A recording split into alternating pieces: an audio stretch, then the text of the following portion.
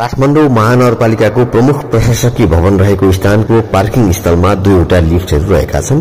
सर्वसाधारणले भर्याङ र एउटा लिफ्ट प्रयोग गर्न पाउँछन् भने अर्को चाहिँ नगर प्रमुख बालेन्द्र शाहले मात्रै निजी प्रयोग गर्न पाउनेछन् भनिएको छ। यो समाचारको रिपोर्टमा जुन लिफ्ट प्रयोग गर्न लिफ्ट छेउमै दुईवटा कोडहरू प्रयोग गर्न सकिन्छ, एउटा क्यूआर कोड र अर्को टेलिफोनको सेट, जुन कोड अधिकारवालाले मात्रै प्रयोगमा ल्याउन सकिने रहेछ।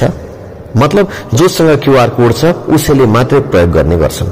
नयाँ बनेको लिफ्टको नजिक जाँदा नगर प्रहरीले सोधपुछ गर्छन् र त्यहाँ आउनेहरूले भिडियो अडियो केही पनि लिन पाउँदैन भनिएको छ। र अर्को कुरा, बालेन्द्र शाहले महानगरको बैठकमा कुनै गतिविधि मिडिया मार्फत प्रत्यक्ष प्रसारण गर्ने गरेका छन्, तर महानगरभित्र भिडियो खिच्न भने प्रतिबन्ध रहेछ। यदि भिडियो खिच्नु परे प्रशासन प्रमुखको अनुमति अनिवार्य रहेछ।